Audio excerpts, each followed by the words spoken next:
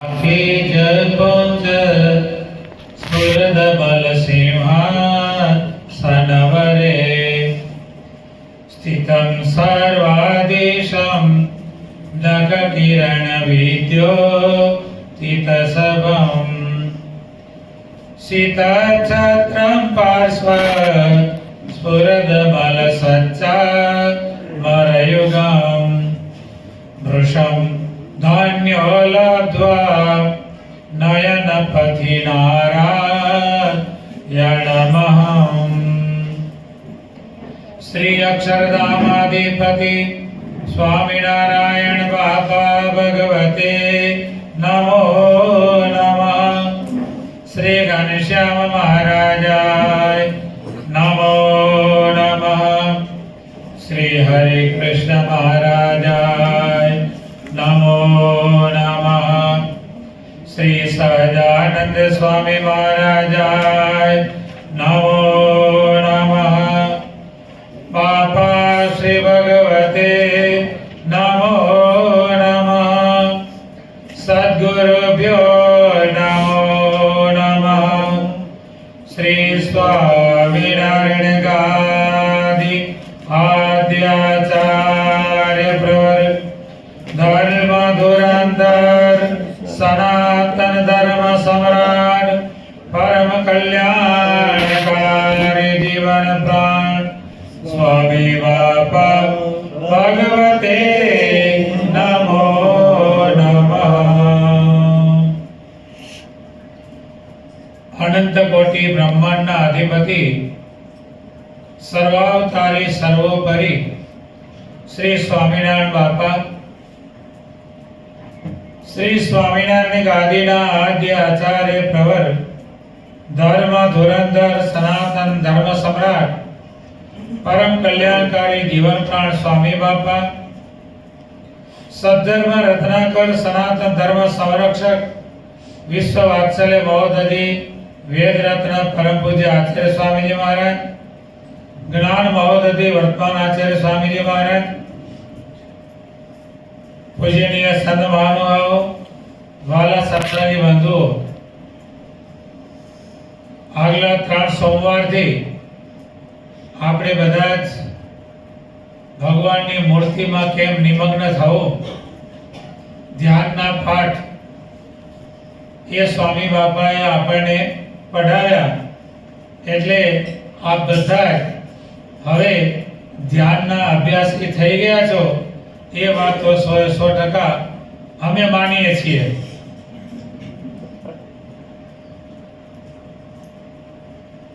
ત્યાર પછી આપણા ગુરુદેવ જીવનપાળ સ્વામી બાપા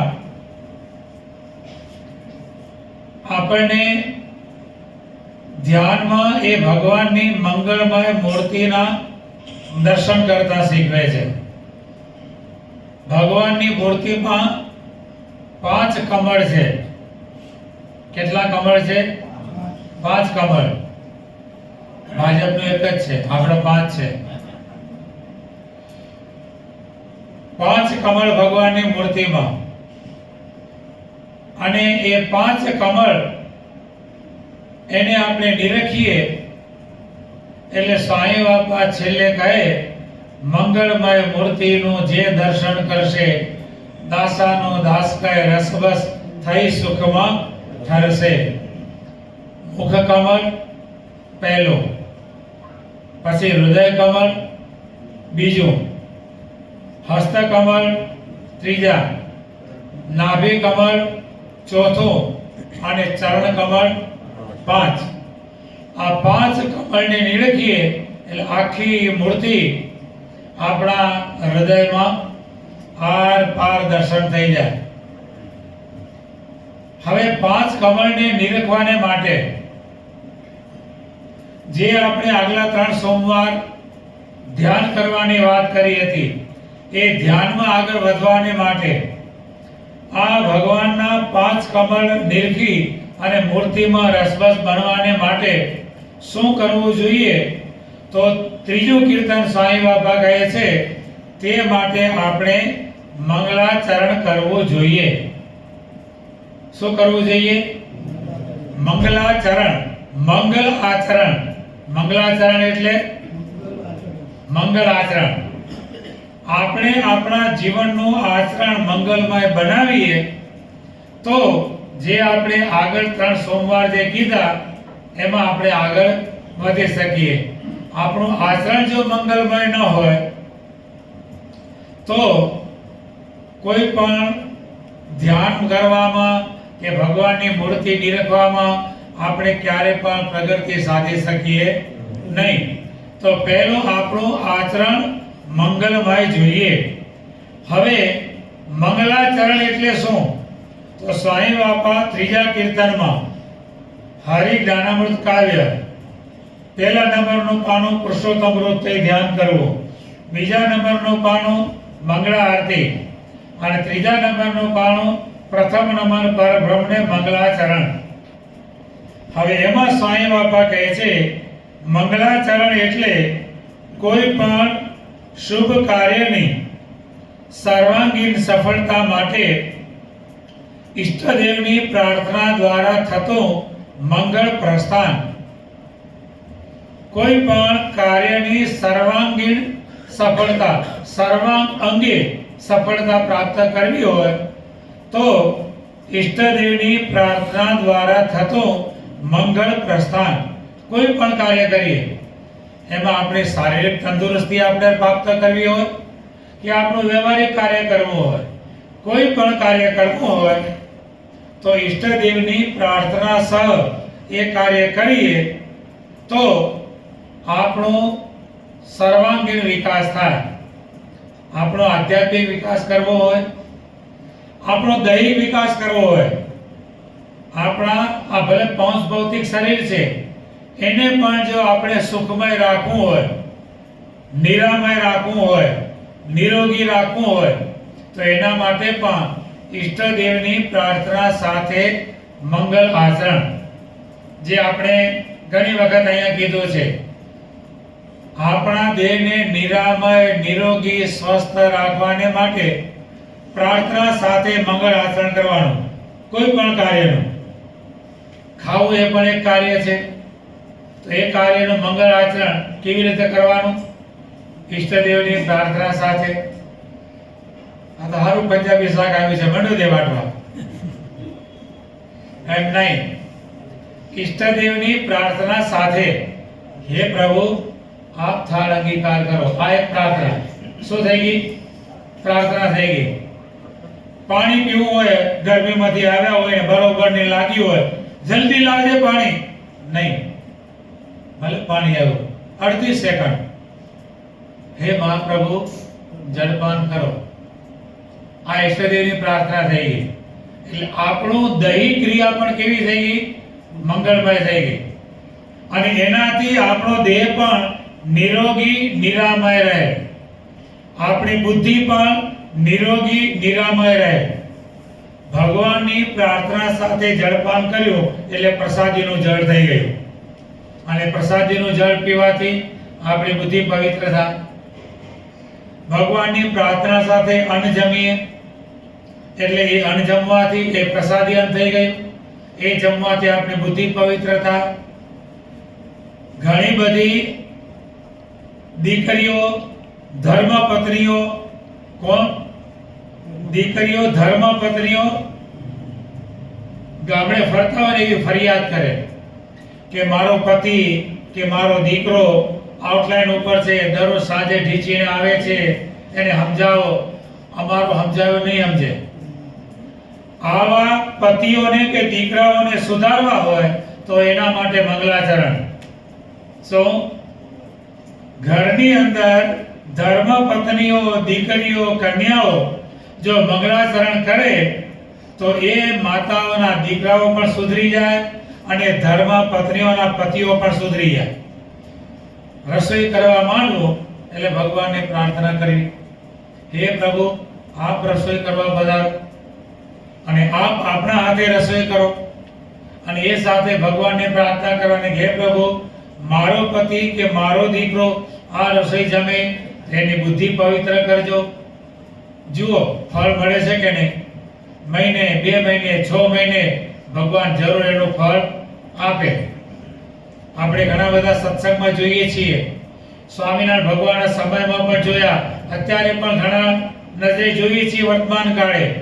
ઘણા બધા એવા પતિઓ જે રોજ એની પત્નીને ઈંડા રાંધીને ખાવા આપવા પડે, આટલા બધા પતિઓ કડક હોય, અને એવી પત્નીઓ પણ જો ભગવાનની પ્રાર્થના સાથે રસોઈ કરવાના કાર્ય કર્યા તો અંતે એના પતિઓ પણ ભગવાનની સાથે એવા જોડાઈ ગયા કે આજે જૂના સત્સંગીઓ કરતા પણ એવા નવા સત્સંગીઓ આગળ વધી ગયા.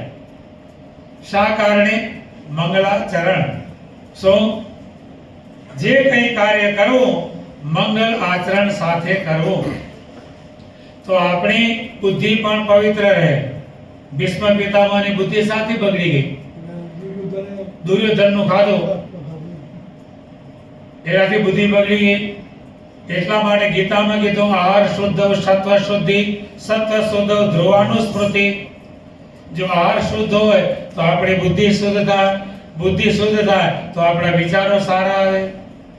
એટલે સાંઈ બાપા કહે છે કે કોઈ પણ કાર્યની સર્વાંગીણ સફળતા માટે ઈષ્ટદેવની પ્રાર્થના દ્વારા થતું મંગળ પ્રસ્થાન આપણા વિવિધ સમયાઓ કે પારણના માંગલિક પ્રારંભે પરમ પૂજ્ય જીવન પ્રાણ સ્વામી બાપાને મંગળાચરણ કરતા જોવા અને સાંભળવા એ હતો એક ધન્ય અવસર અને યાદગાર ઘડી. સ્વામી બાપા મંગળાચરણ શરૂ કરે, પ્રથમન મન પર બ્રહ્મણે, કેવો ઘેરો સાર. અને સ્વામી બાપા આપણને પાછા બધાને બોલાવે હો, બધાને બોલાવે. ભવ જળ પાર ઉતારવા સ્વામિનારાયણ, હે ખાતા પીતા સ્વામિનારાયણ, હે હરતા ફરતા સ્વામિનારાયણ, અમે કરતા કામો સ્વામિનારાયણ. અમે સ્વામી બાપા મંગળાચરણ કરે અને આખું એ વાતાવરણ કેવું મંગળમય બની જાય. એ સ્વામી બાપાનો ઘેરો સાર અને એ સ્વામી બાપાનું મંગળાચરણ અને આખી એ સભા સ્વામિનારાયણ નામ, સ્વામિનારાયણ નામ. આજે પણ એ મૂર્તિને સભામાં બેસતા ને જ્ઞાન પીરસતા તારો ઘેરો ગંભીર સાદ સુનતા મારું દિલ ડોલી ગયું. આજે પણ સાંઈ બાપાના આશીર્વાદ સાંભળીએ અને એ સાંઈ બાપાનું મંગળાચરણ આવે એટલે સ્વામી બાપા મય બની જવાય. એ આપણો અનુપમ લાવો કોઈ ખીલેલા બાગમાં પ્રવેશતા જ કેવું દ્રષ્ટાંત આપે છે. સ્વામી બાપાનું મંગળાચરણ શ્રવણ કરીએ તો આપણને કેવી અનુભૂતિ થાય, તો કોઈ ખીલેલા બાગમાં પ્રવેશતા જેમ સુગંધની લહેરો પ્રસન્નતાને પ્રસરાવે, તેમ સ્વામી બાપાનું મંગળાચરણ શરૂ થતાં દિવ્યતાનો રોમાંચક સ્પર્શ શ્રોતાઓને મંત્ર મુગ્ધ કરી દે. સ્વામી બાપાના અવાજમાં કેવી અલૌકિક મીઠાશ. આ તો એક સ્વામી બાપાની જે ઈચ્છા, એમની જે મરજી. પણ સ્વામી બાપાએ જ્યારે આલોકમાંથી લીલા સંકેલી ને ત્યારે અમે તો બધા નાના 15-17 વર્ષના, પણ તે વખતે વડીલ સદગુરુઓ, વડીલ સંતો ભક્તો એમ કહેતા, ત્યારે બાર સમાજમાં ભાગવતના કથાકાર પાંડુરંગ અને બીજા પેલા આપણા નર્મદાના કિનારે હતા ને ડોંગરેજી, એનું બહુ ચાલતું હતું. ત્યારે આપણા વડીલો સદગુરુ એમ કહેતા, જો 10 વર્ષ સ્વામી બાપાએ વધારે દર્શન આપ્યા હોત ને, અને જે સ્વામી બાપાએ પોતાની આ અમૃતવાણી જો વાવી હોત, તો ડોંગરે હોય કે પાંડુરંગ હોય બધા જ પાણી ભરત, એક ચકલું પણ એની સભામાં જાય નહીં. એવો સ્વામી બાપાનો ઘેરો સાર અને એવી સ્વામી બાપાની વાક છટા. અને એ સ્વામી બાપા કીર્તનો ગાતા જાય અને અમૃતવાણી પીરસતા જાય. આવો વડીલો કહેતા, જો 10 વર્ષ સ્વામી બાપાએ વધારે દર્શન આપ્યા હોત તો અત્યારે જે આ બધા મોટા બધા કહેવાય છે ને, કોઈનું કાંઈ આવત નહીં. આવું સ્વામી બાપાનું મંગળાચરણ અને આવી સ્વામી બાપાના અવાજમાં અલૌકિક મીઠાશ. એ શબ્દો કાને પડતા જ શ્રોતાઓની પ્રશાંત ચેતનાઓ, જે ચેતનાઓ હોતી હોય ને, સજાગ થઈ જાય, ચેતના થનગની ઉઠે અને હવામાં તરતો આવતો સુમધુર જ્ઞાનનો ઝણકાર સમગ્ર સભા મંડપમાં દિવ્યતાની રેલમ છેલ વહાવતો રહે. આવું સ્વામી બાપાનું મધુર મંગલાચરણ અને સ્વામી બાપાના તેજસ્વી મુખારવિંદમાંથી અમૃતવાણી ઝરતી હોય. પ્રથમ નમન પર બ્રહ્મને જે છે એક જ સર્વાધાર, નામ જેનું ઘનશ્યામજી સહજાનંદજી સાર. મંગળાચરણનું પહેલું લક્ષણ એટલે શું? નમ્રતા. પહેલું લક્ષણ નમ્રતા. પૂજનીયની પૂજા અર્ચનાનું ઉલ્લંઘન એ સર્વે અમંગળને નોતરતું પાગલપણું છે. જે આપણી પૂજ્ય વ્યક્તિ હોય એની તમે પૂજા ન કરો અને એનું ઉલ્લંઘન કરો એટલે સમજી લેવાનું કે આપણું અમંગળ થવાનું શરૂ થયું. જે કોઈ આપણા પૂજ્ય હોય, પૂજ્ય એટલે આપણા આદરણીય, ઘરની અંદર આપણા વડીલો, આપણા માતા પિતા હોય, દાદા દાદી હોય, જે આપણા વડીલો હોય તે એ આપણા આદરણીય પૂજ્ય. એટલે જ કવિ કાલિદાસ રઘુવંશ મહાકાવ્યમાં કહે છે કે દિલીપ રાજાએ કામધેનુ ગાયને પ્રદક્ષિણા ન કરી તે અપરાધે કરીને તેને સંતાન પ્રાપ્તિ થઈ નહીં. મદમાં હતા, કેપમાં હતા. દિલીપ રાજા, દેવો દાનવોનું યુદ્ધ ચાલતું હતું સ્વર્ગમાં, અને દિલીપ રાજા સદેહ આને આ દેહ કેવા સમર્થ હશે. આને આ દેહ સ્વર્ગમાં દેવોના પક્ષે યુદ્ધ કરવાને માટે ગયા અને યુદ્ધમાં દાનવો હારી ગયા. એટલે દિલીપ રાજાને કેફ આવી ગયો કે આપણે યુદ્ધ કર્યું અને દાનવોને હરાવ્યા. હવે આવા કેફમાં ને કેફમાં એ પાછા આવતા હતા. રસ્તામાં કામધેનુ ગાય બેઠેલી. કામધેનુ ગાય બેઠેલી. દિલીપ રાજા પેલા કેફમાં હતા એટલે કામધેનુ ગાયને પ્રદક્ષિણા કર્યા વિના ડાબી બાજુથી નીકળી ગયા. પૂજ્ય વ્યક્તિ હંમેશા આપણી જમણી બાજુ હોવો જોઈએ. આ નિયમ. શું સભામાં ક્યાંય પણ બેસાય તો આપણી પૂજ્ય વ્યક્તિ હોય, આપણા જમણા હાથ બાજુ આપણે પ્રદક્ષિણા કરીએ તો કઈ બાજુ કરીએ છીએ? ભગવાનની જમણી બાજુ. ભગવાન આપણા જમણા હાથ બાજુ રહે. અત્યારે બધા ગરબાવાળા બધા હાલે. અત્યારના નવરાત્રના ગરબા બધા ઊંધા રમે અને એના કારણે આપણા હરિભક્તો ક્યાંક રાસ રમતા હોય ને તો ઊંધા જ ફાવે, હવડું ફાવે જ નહીં. એને આપણે ક્યાંક સમૂહ રાસ રમાતો હોય તો અત્યારે જોવાની આવે ને આમ ફરતો ના આવડે, આમ જ ઊંધા જ હાલે. ઊંધા રમવાનું તો ફટ દઈને રમવા માંડે, પણ આમ કઈ આમ હાલો તો બધા બેસી જાય એક બાજુ. તો એ પૂજ્ય વ્યક્તિનો આપણે વ્યતિક્રમ કર્યો કહેવાય. એટલે આ દિલીપ રાજાએ કામધેનુ ગાયને પ્રદક્ષિણા કરીને અને ડાબી બાજુથી ચાલ્યા. એટલે કામધેનુ ગાયે એને શ્રાપ આપ્યો કે તું જે કાર્ય માટે જાય છે તે કાર્ય તારું સફળ થશે નહીં અને દિલીપ રાજાને પુત્ર થાય નહીં. વશિષ્ઠ ઋષિને પૂછ્યું કે હું આટલું બધું દાન પુણ્ય કરું છું, આટલું બધું ધાર્મિક છું, છતાં પણ મારો વંશ કેમ નહીં?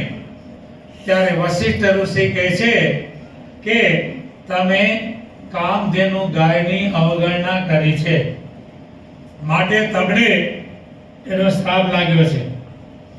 તો કે હવે તો કે કામધેનુ ગાય તો સ્વર્ગમાં ચાલી ગઈ છે, એ તો અત્યારે છે નહીં, પણ એમની દીકરી કામધેનુની પુત્રી નંદિની એ મારા આશ્રમમાં છે. એમની સેવા કરી એને પ્રસન્ન કરો અને એ જો આશીર્વાદ આપશે તો તમારી પુત્ર પ્રાપ્તિની ઈચ્છા પૂર્ણ થશે. અને પછી દિલીપ રાજાએ એ નંદિનીની ગાયની સેવા કરી દિલીપ રાજા અને એમની પત્ની બંને જણાએ રાજકાજ બધું ત્યાગ કરી, રસકસનો ત્યાગ કરી તપસ્વી જીવન જીવી અને નંદીની ગાયની સેવા કરી. એક દિવસ નંદીની ગાયે એની પરીક્ષા લીધી કે આ મારો સેવક કેવો છે.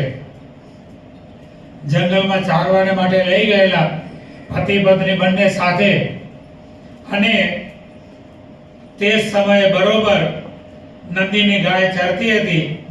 દિલીપ રાજા બાજુમાં ફરતા હતા અને નંદીની ગાયના સંકલ્પથી એક સિંહ ત્રાળ મારી અને નંદીની ગાયને ખાવાને માટે આવ્યો. તરત દિલીપ રાજા વચ્ચે પડ્યા. નંદીની ગાયને અડવા દીધા નહીં. સિંહ કહે છે કે તું નીકળી જા, તું રાજા છે, તું જો મરી જઈશ તો પ્રજાનું શું થશે? આ ગાયને મરવા દે, મને ખાવા દે. દિલીપ રાજા ત્યાંથી ખસ્યા નહીં. મુખ્યપણે તો પરીક્ષા જ હતી. એટલે પછી સિંહ અદૃશ્ય થઈ ગયો અને નંદીની ગાય પ્રસન્ન થઈ અને દિલીપ રાજાને વરદાન આપ્યું, અને પછી દિલીપ રાજાને રઘુ નામના દીકરા થયા, અને આજે રઘુવંશ એનો ચાલે છે. એટલે પૂજ્ય વ્યક્તિ એની ક્યારે પણ અવગણના કરવી નહીં. ઘણી વખત આપણા પૂજ્ય વ્યક્તિઓ આપણા માતા પિતા, અત્યારના સમય પ્રમાણે વડીલ વૃદ્ધ માતા પિતા હોય એટલે જૂનવાણી પદ્ધતિના વિચારો હોય, એટલે અત્યારના જુવાનીઓને એ ગમે નહીં. કંઈ પણ સજેશન આપે કે કંઈ ભલામણ કરે એટલે આજના જુવાનિયાને એ ગમે નહીં. પણ એમની ભલામણ હોય ને એ 100 ખોટા સૂચની હોય. એમની ભલામણ હોય તે 100 ખોટા સૂચની હોય. અને આપણે બધા કેવા હોય? અધરિયા કુવા જેવા, તળફળ કરી નાખનારા હોઈએ. અને એ બધા ઠરેલ હોય ને ગંભીર હોય. રાષ્ટ્રપતિ કોણ બને? 70-75 વર્ષ પછીનો. જુવાનિયાનું કોઈ રાષ્ટ્રપતિ ન બનાવે, નહીં તો દેશનું ધન બધું કાઢી નાખે. પણ આવા ઠરેલ 75-80 વર્ષના હોય ને વડીલ ઠરેલ મગજના, એને રાષ્ટ્રપતિ બનાવાય. એમ આપણા વડીલો છે, કદાચ તે સમયે જ્યારે આપણને ભલામણ કરે, કંઈક આપણને સજેશન આપે, ભલે આપણને વાત ન મનાય, પણ તે સમયે તેનો વ્યતિક્રમ કરવો નહીં. તમે બે છાણામાણા ક્યારે પણ એવું કહેવાય નહીં હો. હા બાપુજી, ભલે આપણે માનવું ન માનવું એ પછીની વાત છે, પણ જ્યારે આપણને આપણા વડીલો એ કંઈ પણ આપણને કહે તો તે વખતે સાંભળી રહેવું એ સુપુત્રનું લક્ષણ છે. અને સીધા સામે જવાબ આપો એ કુપુત્રનું લક્ષણ છે. સામે જવાબ આપો નહીં. હા, કદાચ માની લો ઘણીવાર કે તમારી વાત સાચી છે, તમે જે કરો છો તેમાં ફાયદો છે, તો પછીથી બાપુજી જોડે બેસો, શાંતિથી વાતચીત કરો કે બાપુજી તમે જે વાત કરતા હતા વાત સાચી છે, પણ આની અંદર આટલું આમ કરીએ તો આપણને ફાયદો થાય એમ છે, એમ કહી અને પ્રેમથી એની સાથે વર્તાવ કરો. પણ તોછડાઈ ભરું વર્તન, આપણા વડીલો માતા પિતા એ આપણી આદરણીય વ્યક્તિ છે, તો આદરણીય વ્યક્તિનો ક્યારે પણ વ્યતિક્રમ કરવો નહીં. એટલા માટે તુલસીદાસ કાલિદાસ રઘુવંશના બીજા સર્ગમાં કહે છે, પ્રતિબધનાતિ શ્રેય પૂજ્ય પૂજા વ્યતિક્રમ. પૂજ્ય વ્યક્તિની પૂજાનો વ્યતિક્રમ કલ્યાણમાં અવરોધ કરે છે. પૂજ્ય વ્યક્તિનો પૂજાનો વ્યતિક્રમ એ આપણને કલ્યાણમાં અવરોધ કરે છે. પૂજનીયોની પૂજા, આરાધના, ઉપાસનામાં રહેલો વિવેક માંગલ્યની પ્રાપ્તિના સર્વે માર્ગો ખુલ્લા કરી આપે છે. અને એના ઉપરથી કહેવત પડી, ઘરડા ગાડા વાળે. શું? કહેવત શેના ઉપરથી પડી? ગરડ ગાડા વાળે. લગ્ન પ્રસંગ હતો. સમજ્યા? હવે લગ્ન પ્રસંગમાં દીકરો જુવાનીઓ અને જુવાને બધા મિત્રો, એટલે કે મારે ઘરડાને કોઈને લઈ જવા નથી. પોતાના આગા બાપને કે તમારે નહીં આવવાનું, હું મારા મિત્રો સાથે લગ્ન કરવા જઈશ. એનો બાપ ઠરેલ મગજનો, ભલે દીકરા જાઓ, કાંઈ વાંધો નહીં. તે સમય લક્ઝરીમાં જાન નથી જોતી, ગાડામાં જતી હતી. જાન ગાડાઓ જોડાઈને જતી.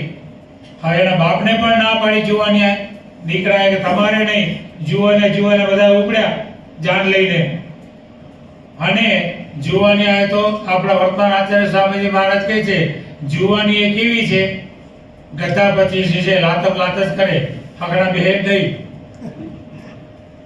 એટલે આ બધા ઉપડ્યા ગાડા ભરીને. જે સામે પહોંચ્યા એટલે સામે વેવાઈ પક્ષવાળા જાણ્યો કે આ બધા જુવાની આવે છે, બધા અકલ વિનાના છે, કોઈમાં અકલ છે નહીં. તો જ બધા જુવાની આવે, નહીં તો અકલ વાળા હોય તો ગરડાને ભેગા લઈને આવે. પણ અકલ વિનાના છે, ગરડાને લીધા વિના આવ્યા છે. એટલે પણ બરોબર થયું એવું, પેલા વરરાજાને જે બાપ હતા ને, ના પાડી તમારે નહીં આવવાનો. પણ બાપ તો દીકરાનું હિત ઈચ્છે. બાપને એમ થયું કે ભલે હું જુવાને જાય છે પણ પરણાવીને પાછા આવશે, એના કરતા મને ભેગો જ આવવા દે તો પરણાવીને લાવીશ. એટલે ઓલું ગાડાની નીચે પેલું લુગડાનું બાંધે, એમાં સામાન રાખવા માટે. એમાં એ બાપ હંતાઈ ગયા. વરરાજાના બાપ એ ખોડીમાં નીચે સંતાઈ ગયા, પહોંચી ગયા. ત્યાં વેવાઈને ત્યાં ગયા એટલે વેવાઈએ જાણી લીધું કે આમાં કાંઈ ભલી વાર છે નહીં.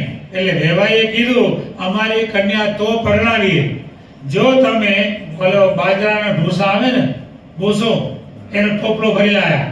દાણા કાઢી લીધા પછી એનો ટોપલો ભરી લાયા કે આનું દોરડું બનાવી દો તો અમારી કન્યા પરણાવીએ.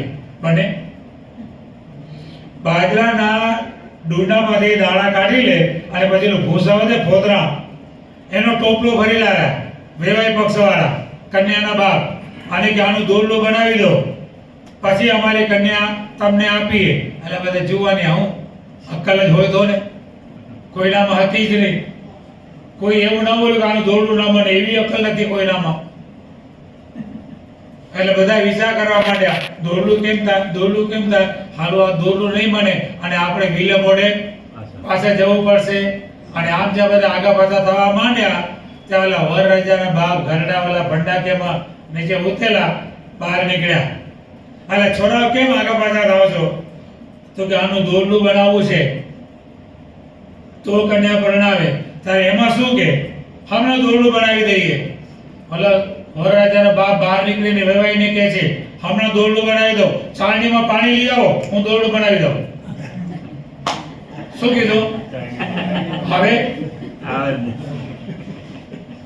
એ હવે એવો નીકળ્યો કે ચાળણીમાં પાણી લઈ આવો, હું દોરડું બનાવી દઉં.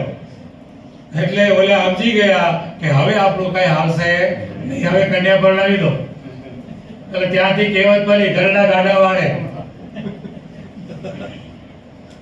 એટલે પૂજ્ય વ્યક્તિનો ક્યારે પણ વ્યતિક્રમ કરવો નહીં. ઉપાસનામાં રહેલો વિવેક માંગલ્યની પ્રાપ્તિના સર્વે માર્ગો ખુલ્લા કરી આપે. જે આપણા વડીલો, આપણા પૂજનીય, આપણા આદરણીય, એમાં જે આદરભાવ આપણે રહેલો હોય તો આપણા માંગલ્યોની પ્રાપ્તિના સર્વે માર્ગો એ ખુલ્લા કરી આપે. પરબ્રહ્મને માટે તો કહેવાયું છે કે યતો વાચો નિવર્તન્તે અપ્રાપ્ય મનસા સહ તે પરબ્રહ્મ. પરબ્રહ્મ કોને કહેવાય? કે જે મન, વચન અને વાણી તેનાથી પર છે. નિવર્તન્તે અપ્રાપ્ય મનસા સહ, જે મનથી પ્રાપ્ત થાય નહીં, જે વાણીથી પ્રાપ્ત થાય નહીં, એ જે હોય તેને પરબ્રહ્મ કહેવાય. વાણીએ કરીને એ મળે નહીં. ગમે એવો મોટો કથાકાર હોય એને કારણે શું ભગવાન મળી જાય? ના ના હો. ભગવાન ગીતામાં કહે છે ભગવાન કોને મળે છે? બધું આપણા ઉપર ભગવાનની અસીમ કૃપા છે. ભગવાનની પ્રાપ્તિ કોને થાય છે? તો ગીતામાં શ્રી કૃષ્ણચંદ્ર કહે છે કે જેને ભગવાન પોતે એમ ધારે કે આને મારો સંબંધ થાવ, તેને જ ભગવાન મળે છે. બીજા કોઈને ભગવાન મળતા નથી. ભગવાન પોતે એમ ધારે કે આ જીવને મારો સંબંધ થાવ, તેને જ ભગવાન મળે છે. બાકી ભગવાન કોઈને મળતા નથી. આપણા ઉપર સ્વામિનારાયણ બાપા, સાંઈ બાપાની અસીમ કૃપાએ કરીને સાંઈ બાપા એમ ધાર્યું કે આ વ્યક્તિને અમારો સંબંધ થાવ, અને બધું આપણને સ્વામિનારાયણ બાપા, સ્વામી બાપાનો સંબંધ થઈ ગયો. નહીં તો 140 કરોડની વસ્તી છે, છે કોઈને સંબંધ? સ્વામિનારાયણ સંપ્રદાય આજે લાખો માણસોનો છે. સ્વામિનારાયણ સંપ્રદાયના જ લાખો અનુયાયીઓ છે, પણ છે ભગવાનનો સંબંધ? એને આપણે પૂછીએ, આ કાર્ય સત્સંગ આટલો બધો છે, એને આપણે પૂછીએ તમારું કલ્યાણ થયું? તો કે અમારા ક્યાંથી એવા ભાગ્ય હોય અમારું કલ્યાણ થાય. અને આપણને સ્વામિનારાયણ ગાદીના આશ્રિતને કોઈ પૂછે ભાઈ તમારું કલ્યાણ થયું? તો થઈ ગયું. આ દેહ ફળશે ને પછી ધામમાં જશો ને પછી કલ્યાણ થશે એમ નહીં. જ્યારથી સ્વામિનારાયણ ગાદીના શરણમાં આવ્યા અને સ્વામિનારાયણ બાપા, સ્વામી બાપાનો સંબંધ થયો, ત્યારથી કલ્યાણ થઈ ચૂક્યું. આપણા ગુરુદેવ જીવન પ્રાણ સ્વામી બાપાએ પોતાનો અનુભવ અમને ઘણી વખત સંતોને કહેતા. સ્વામી બાપા જ્યારે મુંબઈમાં હતા ને વેપાર અર્થે, ત્યારે દરરોજ સ્વામી બાપા ત્યાં દર્શન કરવા જતા. ત્યાં એક સંત હતા મુંબઈ મંદિરમાં, ભગવાન લુગડાવાળા સંત હતા. સ્વામી બાપાએ મંદિરે પ્રદક્ષિણા કરે અને એ સંત, જેમ આપણે મણિનગર મંદિર 12 બાંકડા છે પ્રદક્ષિણામાં ઓટલા છે ને, એવી રીતે ત્યાં પણ છે. એટલે એ સંત ત્યાં બેઠા હોય. પછી સ્વામી બાપા પ્રદક્ષિણા કરે, પછી પેલા સંત પૈસા રાખે. એટલે સ્વામી બાપાએ પૂછ્યું કે તમારું કલ્યાણ થઈ ગયું? ત્યારે પેલા સંત શું કહે છે? સ્વામી બાપા જવાબ એનો સાંભળીને અમને કહેતા, પેલા સંતે એમ કીધું કે જો સ્વામિનારાયણ ભગવાન હશે, શું ધ્યાન રાખજો, સ્વામિનારાયણ ભગવાન હશે તો અમારું કલ્યાણ નહીં થાય. સમજ્યા?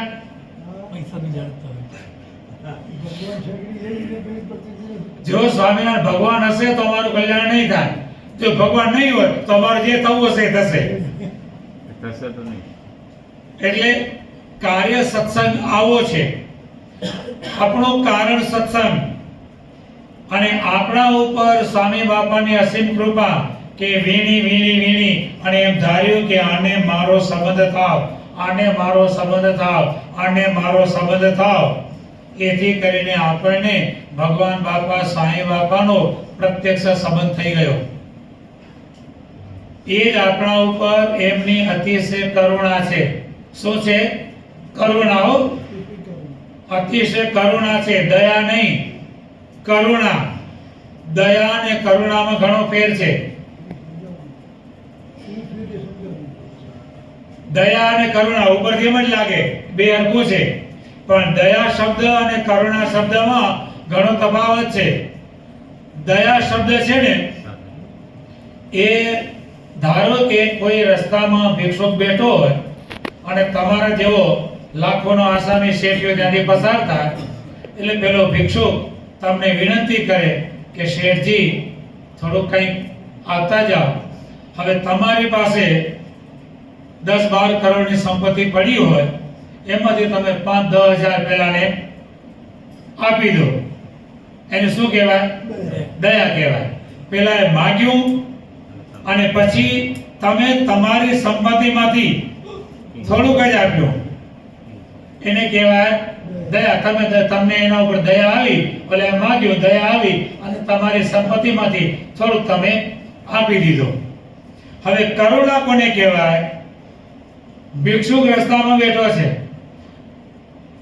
મોટો ચક્રવર્તી રાજા હાથીના હોદ્દે બેસીને નીકળ્યો છે, પણ પેલો ભિક્ષુક એના સામું પણ જોતો નથી. એમને બેસી રહ્યો છે, નથી માગતો, નથી કંઈ કરતો, કોઈ પ્રકારની ચેષ્ટા કરતો નથી, એના સામું પણ જોતો નથી, એમને બેસી રહ્યો છે. અને ઓલા ચક્રવર્તી રાજા હાથીના હોદ્દે બેઠો છે અને એની દ્રષ્ટિ એના ઉપર પડી ગઈ. પેલા કંઈ ચેષ્ટા કરી નથી, કંઈ ક્રિયા કરી નથી. ચક્રવર્તી રાજાની દ્રષ્ટિ પડી ગઈ એટલે તરત જ એ રાજાએ તેને ઉપાડી અને એને હાથીના હોદ્દા ઉપર બેસાડી ચક્રવર્તી રાજ્ય આપી દીધું અને પોતે રાજ્યનો ત્યાગ કરી નીકળી ગયો. પોતાની બધી જ સંપત્તિ પેલાને આપી દીધી વગર ભાગે. પેલાએ દયા કરીને પોતાની સંપત્તિમાંથી થોડુંક આપ્યું અને આ કરુણાવાળાએ શું કર્યું? કોઈ પણ જાતની ક્રિયા વિના પોતાનું બધું જ સર્વસ્વ એમને આપી દીધું. આ સ્વામિનારાયણ બાપા, સ્વામી બાપાએ બધું આપણા ઉપર આ કરુણા કરી છે. આપણે એમના માટે કંઈ જ કર્યું નથી. કંઈ કર્યું? એમના હામું પણ આપણે જોયું નથી, એમણે આપણે હામું જોયું કે આવતો રે બેટા. આપણે એના હામું પણ જોયો નથી, પણ એટલી બધી કરુણા કરી, એટલી બધી કરુણા કરી કે પોતાની મૂર્તિ આપણને કૃષ્ણાર્પણ કરી દીધી. સ્વામિનારાયણ ભગવાને કારિણીના 10માં કીધું કે અમારા ભક્તને અમે અમારી મૂર્તિ કૃષ્ણાર્પણ કરી દીધી છે. એટલે આને કહેવાય કરુણા. તો આપણા ઉપર ભગવાને કરુણા કરી, જે કોઈ પણ હિસાબે મળે તેવા નથી. વાણીએ કરીને મળે તેવા નથી, બુદ્ધિએ કરીને મળે તેવા નથી, મેધાવી શક્તિથી ભગવાન મળતા નથી, બુદ્ધિથી ભગવાન મળતા નથી, બુદ્ધિથી પણ ભગવાન મળતા નથી. ભગવાન કેવળ કરુણા કરીને મળે છે. એટલે કહે છે યતો વાચો નિવર્તન્તે અપ્રાપ્ય મનસાસ, તેને કહેવાય પરબ્રહ્મ. જે વાણીથી અને મનથી પણ જે પ્રાપ્ય થતા નથી તેને કહેવાય પરબ્રહ્મ. વાણી તેમને વર્ણવી શકે નહીં અને બધે પહોંચી જતું મન પણ જેમને પામી શકે નહીં. મનનો વેગ કેટલો બધો છે કહો? સૌથી વધુમાં વધુ વેગ કેનો? મનનો. અત્યારના વૈજ્ઞાનિકો સૌથી વધુમાં વધુ વેગ પ્રકાશનો ગણાવે છે, બરોબર? પણ મનનો વેગ તો એથી પણ વધારે છે. અત્યારે અહીંયા બેઠું છે અને સેકન્ડે પૂરી થશે ને અમેરિકા પહોંચી જશે. આટલો મનનો વેગ છે. તો એવા વેગવાળું મન પણ ભગવાનને પામી શકતો નથી. શાસ્ત્ર તેનો પરિચય કરાવતા કહે છે કે અસ્તિ તાવત નિત્યમ શુદ્ધમ બુદ્ધમ મુક્ત સ્વભાવમ સર્વજ્ઞમ સર્વશક્તિ સમન્વિતમ બ્રહ્મ. એ ભગવાન કેવા છે? નિત્ય છે, અવિનાશી છે, સત છે, શુદ્ધ છે, નિર્મળ છે, પવિત્ર છે, બુદ્ધ છે, પ્રબુદ્ધ છે, સચેતન છે, મુક્ત સ્વભાવ છે, સ્વતંત્ર છે, સર્વોપરી છે, સર્વજ્ઞ છે, પ્રાજ્ઞ છે, પ્રશાંત છે અને સર્વ શક્તિઓથી સંપન્ન છે. સર્વ ગુણે સંપન્ન ભગવાન છે. એ ભગવાન નથી મેધાવીથી મળતા, કે નથી પ્રજ્ઞાથી મળતા, કે નથી બુદ્ધિથી મળતા. મેધા, પ્રજ્ઞા અને બુદ્ધિ, આ ત્રણ. શું? મેધા, પ્રજ્ઞા અને બુદ્ધિ. પ્રજ્ઞા એટલે તો બુદ્ધિ આમે સિમિલર થાય, પણ મેધા એટલે શું? મેધા, ધ નહીં, ધ. મેધા, પ્રજ્ઞા અને બુદ્ધિ, આ ત્રણેય શબ્દો સમાન અર્થ એક જ છે. મેધા એટલે બુદ્ધિ થાય, પ્રજ્ઞા એટલે બુદ્ધિ થાય અને બુદ્ધિ એટલે બુદ્ધિ થાય. પણ ત્રણેયમાં તફાવત એટલો, કોઈ વ્યક્તિ એક વખત બોલે અને યાદ રહી જાય એને મેધા કહેવાય. બે વખત સાંભળે અને યાદ રહી જાય તેને પ્રજ્ઞા કહેવાય. અને ત્રણ વખત સાંભળે અને યાદ રહી જાય તેને બુદ્ધિ કહેવાય. અને ગમે એટલી વાર ચોકટો કરો કે યાદ જ ન રહે, વિદ્યાર્થી સમજી લેજો. પહેલો નંબર મેધા, એક વખત સાંભળે અને સ્વામી વિવેકાનંદનું ચરિત્ર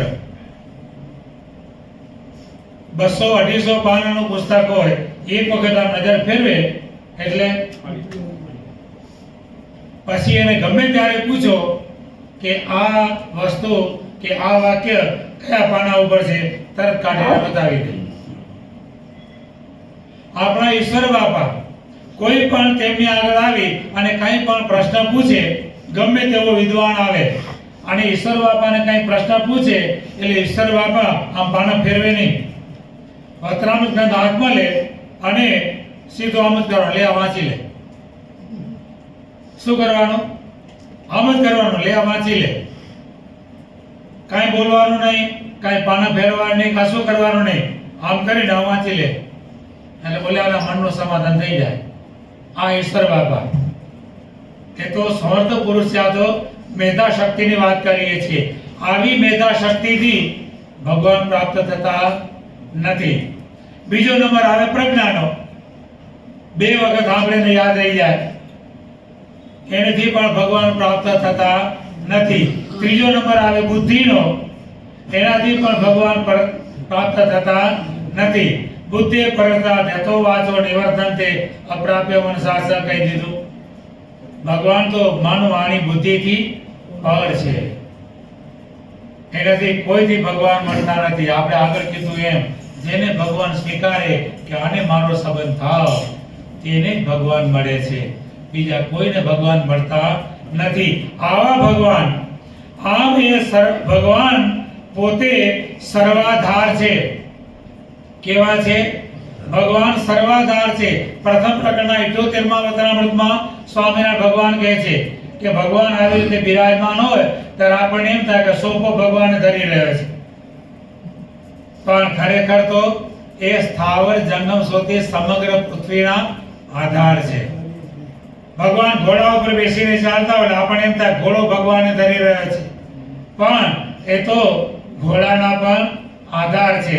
એવા સર્વાધાર સર્વતણા આધાર મહારાજ બાય દાસની દ્રયજો હે સહજાનંદ ધર્મકુમાર મુને મૂર્તિમાં લેજો હો. એટલે સ્વામી બાપા કહે છે કે ભગવાન પોતે આવા સર્વાધાર છે અને સર્વાનુકંપી, સર્વ અનુકંપી, સર્વ ઉપર કરુણાના કરનાર છે. અનુકંપા એટલે કરુણા, અનુકંપા એટલે કરુણા. સર્વ ઉપર કરુણાના કરનારા છે. ભગવાન ગમે તેવો પાપી જીવ હોય ને એના ઉપર પણ કરુણા વરસાવે. એક વખત બ્રહ્માનંદ સ્વામીએ સ્વામિનારાયણ ભગવાનને કીધું કે મહારાજ, આ તમે બધા જીવોનું પોષણ કરો છો, અમને સામર્થ્ય આપો તો અમે પોષણ કરીએ.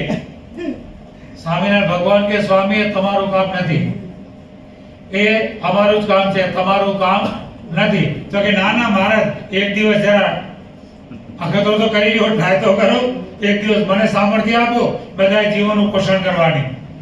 મહારાજ કે સારું, આવતીકાલે તમે બધા જીવોનું પોષણ કરજો. સ્વામિનારાયણ ભગવાને બ્રહ્માનંદ સ્વામીને એક દિવસ માટે બધાનું પોષણ કરવાની સામર્થ્ય આપી. બ્રહ્માનંદ સ્વામી રસ્તામાં જતા હતા અને માછીમાર માટલા મારતો હતો. બ્રહ્માનંદ સ્વામીએ જોયું, હા આને ખાવા મળે છે ત્યારે આ પાપ કરે છે ને, ખાવા મળે તો દેહ હાલે. શું થાય? ખાવા મળે તો દેહ ચાલે, અને આને ખાવા મળે છે એટલે ઘરેથી હાલી અને માછલા મારવા આવે છે ને એને ખાવા નથી આપવું. આખો દિવસ ભૂખ્યો રહ્યો, ખાવા ન મળ્યું. હાંજ પડી અને મહારાજે પૂછ્યું, સ્વામી બધાનું પોષણ કર્યું, બધાને જમાડ્યા? તો કે હા મહારાજ, બધાનું પોષણ કર્યું. ભગવાન બોલ્યા, માછીમારને કેમ નથી આપ્યું? મહારાજ એવા પાપીને અપાતું હશે? એટલે ભગવાન કે એ અમારું કામ છે, તમારું કામ નથી. સર્વ ઉપર કરુણા વરસાવવી એ અમારું કામ છે, તમારું કામ નથી. એટલે ભગવાન કેવા છે? ગમે તેવો પાપી જીવ હોય એના ઉપર પણ ભગવાન કરુણા વરસાવે, એને પણ ભૂખ્યો રાખે નહીં. હા, એના કર્મનું ફળ સમય આવે એને મળી રહે. એના કર્મનું ફળ જ્યારે સમય આવે ત્યારે એને મળી રહે, પણ ભગવાન એના તરફે પક્ષપાત કરતા નથી. આ વરસાદ કોઈના ઉપર પક્ષપાત કરે છે? હે? પાપીનું ખેતર હોય એમાં આપણે નથી વરસવું અને પુણ્યશાળીનું ખેતર હોય એમાં વરસવું છે, એવો વરસાદ પક્ષપાત કરે છે? બધી જગ્યાએ સરખો વરસે. પછી કોઈ મારા જેવો ટેકરો હોય અને એના ઉપર પાણી રહે નહીં, એ વસ્તુ જુદી. પણ વરસાદ તો બધા ઉપર સરખો જ વરસે છે. એમ ભગવાનની કરુણા આપણા બધા ઉપર સરખી જ છે. પણ જેટલા આપણે ભગવાનના દાસ ભાવે નમ્ર સેવક બનીશું એટલી કરુણા વધારે રહેશે. જેવડું વાસણ એવડું પાણી ટકે. વરસાદ તો બધો સરખો જ વરસે, પણ વાટકો તમે મૂકો તો એટલું પાણી રહે, તપેલું મૂકો તો એટલું પાણી રહે, તળાવ હોય તો એટલું પાણી રહે, અને દરિયો હોય તો એટલું પાણી રહે. એટલે અહીંયા ભગવાન સર્વાનુકંપી છે અને જીવોના આત્યંતિક કલ્યાણ માટે દયા કરી મનુષ્ય સ્વરૂપે પ્રગટ થયા છે. આનો ઉલ્લેખ ગઢડા પ્રથમ પ્રકરણના 72માં વચનામૃતમાં સ્વામિનારાયણ ભગવાને કર્યો છે. ક્ષર અને અક્ષરથી પર એવા જે પુરુષોત્તમ ભગવાન, ક્ષર અને અક્ષર. ક્ષર એટલે નાશવંત, ક્ષર એટલે નાશવંત, અને અક્ષર એટલે ઈચ્છા એ નાશવંત. પોતાની છે કે ભગવાનની છે? પોતાની ઈચ્છા એ. પોતાની છે. અક્ષર એટલે પોતાની ઈચ્છા એ નાશવંત. શ્રી કૃષ્ણથી નીચે જે માયાનું કાર્ય એ બધું નાશવંત. એ સમય આવે કાળ ભક્ષણ કરી જાય. શ્રી કૃષ્ણચંદ્ર, એનાથી ઉપર વાસુદેવ બ્રહ્મ અને એનાથી ઉપર મૂળ અક્ષર. આ જે ત્રિપુટી છે એને કાળ નાશ કરી શકતો નથી. એ કાળનું ચવાણું નથી. એને ભગવાને એ સૃષ્ટિ આપી છે અને એટલી સામર્થ્ય આપી છે, જ્યારે પોતાને પસ્તાવો થાય કે હવે હું અહીંથી થાક્યો, હે ભગવાન દયા કરી અને મને કલ્યાણના માર્ગમાં લ્યો, આવી પોતાને ઈચ્છા થાય ત્યારે એ આ પૃથ્વી ઉપર ભગવાન એને મનુષ્ય જન્મ ધરાવે. અને એ મનુષ્ય જન્મ ધરાવી અને પોતાના સંકલ્પ સ્વરૂપો જ્યાં વિચરતા હોય તેમનો જોગ કરાવે. અને તેના જોગે કરીને એ જીવાત્મા ભગવાનની મૂર્તિમાં પહોંચે. એનાથી પર જે પરમ એકાંતિક અનાદિ, એને તો આ છે જ નહીં. એ તો અખંડ અનાદિ મુક્તો મૂર્તિમાં નિરંતર છે જ. નવા નવા સુખ લે તો દાતા દે છે શ્રીજી સહેજ. એને તો ફરીથી આ પૃથ્વી ઉપર આવવું પડતું જ નથી. અનાદિ મુક્તો કે પરમ એકાંતિક મુક્તો ક્યારે પણ પૃથ્વી ઉપર આવતા જ નથી. પરમ એકાંતિક મુક્ત આવે ક્યારે આવે? અનાદિની સ્થિતિ પામવી હોય તો પરમ એકાંતિક મુક્ત આ પૃથ્વી ઉપર આવે. આપણો સત્સંગ બધો વિચાર કરજો, મહિમા સમજજો. આપણા કારણ સત્સંગનો કેવો મહિમા છે. પરમ એકાંતિક મુક્તો જે ભગવાનની સન્મુખ તેજમાં રહે છે, એને પણ અનાદિ મુક્તની સ્થિતિ પામવાને માટે આ કારણ સત્સંગમાં આવવું પડે છે. અને આપણને તો છતી દે અનાદિ મુક્તની સ્થિતિ પ્રાપ્ત કરાવનારા આ સ્વામિનારાયણ ભગવાન બાપા શ્રી સાંઈ બાપા મળી ગયા અને આપણને છતી દે અનાદિની સ્થિતિ પમાડી દીધી. બહુ જ મોટો સત્સંગ મળ્યો છે, બહુ જ મોટો જોગ મળ્યો છે. બધો વેડફી નાખશો નહીં. આપણને બહુ જ મોટી પ્રાપ્તિ છે. સમજ્યા નથી એટલે આપણે એમને હાલ્યું જાય છે, અને મફતમાં મળી ગયું છે એટલે હાલ્યું જાય છે. સહેજે સહેજે મળી ગયું છે એટલે હાલ્યું જાય છે. હમણાં મહેનત કરીને મેળવ્યું હોય તો ખબર પડે, પણ સહેજે સહેજે ભગવાન બાપા સાંઈ બાપા મળ્યા છે એટલે બાપા કે ગાફલાઈમાં ચાલ્યું જાય છે. પણ કોઈ ગાફલ રહેશો નહીં. આ સત્સંગ જે આપણને મળ્યો છે, આ પ્રાપ્તિ જે થઈ છે, એ આવડી મોટી પ્રાપ્તિ છે કે પરમ એકાંતિક મુક્તને પણ અનાદિ મુક્ત થવાને માટે આ સ્વામિનારાયણ ગાદીના શરણમાં કારણ સત્સંગમાં આવવું પડે. એવું કારણ સત્સંગ, એવું સ્વામિનારાયણ ગાદીનું શરણું આપણને આને આ જન્મે સ્વામિનારાયણ બાપા સાંઈ બાપાની કરુણાથી પ્રાપ્ત થઈ ગયું છે. પ્રાપ્ત થયું છે એટલું જ નહીં, પણ સાંઈ બાપાએ આપણને કીધું કે તમને અનાદિ મુક્ત કરી દીધા. એ વાતની આપણને જીવમાંથી હા પડે છે. આ બહુ મોટી વાત છે. બહુ જ ભાગ્યશાળી છીએ, પણ આપણને સમજણ વિના એ વેડફી નાખીએ છીએ. માટે અહીંયા સાંઈ બાપા કહે છે કે સ્વામિનારાયણ ભગવાન આપણ સર્વના કલ્યાણ કરવાને માટે કેવળ કરુણા કરીને પ્રગટ થયા છે. અને ક્ષર અક્ષરથી પર એવા જે પુરુષોત્તમ ભગવાન છે તે જ્યારે જીવના કલ્યાણને અર્થે બ્રહ્માંડને વિશે મનુષ્ય જેવી મૂર્તિ કરીને વિતરે છે, ત્યારે સર્વે ચરિત્ર મનુષ્યના જેવા જ કરે છે. મનુષ્યના જેવા જ ચરિત્ર કરે. ક્રોધ બતાવે એટલે આપણે તરત જ સાંઈ બાપા એમ કર્યું નથી જવું. ઘરમાં ક્યાંય ક્રોધ થતો જ નથી કોઈને કોઈ દિવસ, પણ તો કોઈ છોડીને અમારી ભાગો આવ્યા નહીં. ભગવાનને મોટાનો ક્રોધ પણ આપણા સુખને માટે છે. એમને ક્રોધ હોતો જ નથી, એમનામાં ક્રોધ હોતો જ નથી, પણ એ દેખાડે છે. શેના માટે? આપણને સન્માર્ગે ચલાવવાને માટે, આપણને ભક્તિના માર્ગે ચલાવવાને માટે.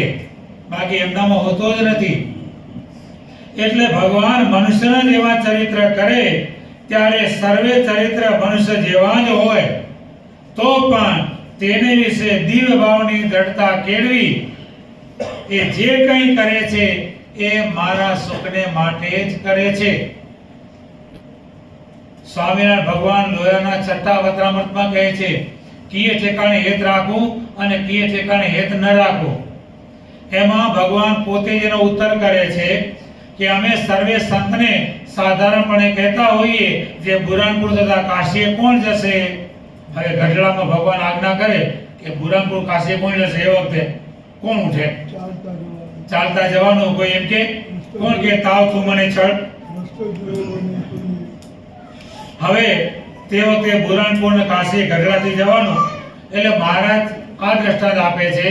ત્યારે સભામાંથી કોઈ કે નહીં, ત્યારે પોતે ઉઠીને અમને એમ કહે હે મહારાજ તમારી આજ્ઞા હોય તો હું જાઉં, પણ તે ઠેકાણે અમારા દર્શનાદિકમાં હેત રાખો નહીં કે હું અહીંથી જઈશ તો મને ભગવાનના દર્શન નહીં થાય, મને ભગવાનની પ્રસાદી નહીં મળે.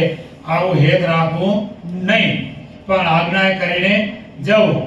પછી ભગવાન કહે છે અહીંયા હેત ન રાખવાની વાત કરી, ભગવાનની આજ્ઞા પાળવામાં હેત નહીં રાખવાની વાત કરી. પછી ભગવાન કે અમે તથા સદ કચવાણા હોઈએ, વટીને તિરસ્કાર કરીને બહાર કાઢી મૂક્યો હોય અને બહાર એકલો બેઠો બેઠો શોકે કરીને રોતો હોય, અને તે સમયે એકલમલ કોઈ વિમુખ સ્વામિનારાયણ ગાદીથી વિમુખ થયેલો એવો કોઈ આવે અને આપણને કહે હાલ હાલ આટલા વર્ષોથી સત્સંગમાં પડ્યો છે, આટલી બધી સેવા કરે છે તારી કઈ કિંમત? આ જરાક વાંકમાં આવે કાઢી મૂક્યો. આવું કોઈ આવીને કહે તો તે વખતે તેની આગળ ભગવાનની કોરનું ને સંતની કોરનું અતિશય હેત જણાવે અને એમ કહે કે હું તો એનો વેચાણ છું.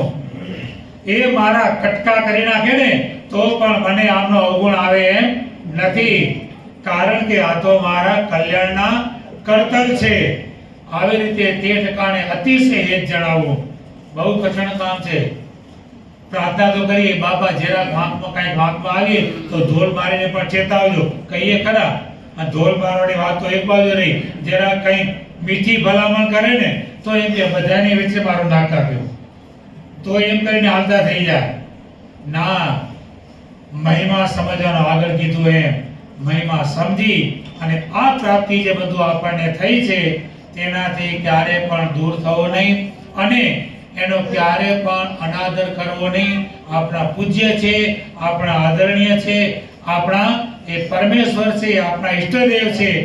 ખૂબ મહિમા સમજી નમ્ર ભાવે સેવક ભાવે દાસાનો દાસ થઈ અને આપણે આ સત્સંગમાં ભગવાન બાપા સાંઈ બાપાને રાજી કરતા રહીએ એવી ભગવાન બાપા સાંઈ બાપા આપણને દિવ્ય શક્તિ ભક્તિ આપે.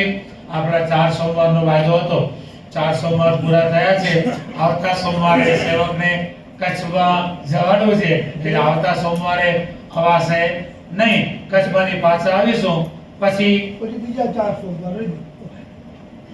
એટલે આપણે અત્યારે આ પ્રથમ નમન પરબ્રહ્મને એનું પહેલી કડી પ્રથમ નમન પરબ્રહ્મને જે છે એક જ સર્વાધાર નામ જેનું ઘનશ્યામજી સહજાનંદજી સાર અહીંયા આપણે અટક્યા છીએ. ફરીથી ભેગા થશું ત્યારે આપણે આગળનો સમજીશું, વિચારીશું અને ભગવાનને રાજી કરીશું. બોલો અક્ષરધામના અધિપતિ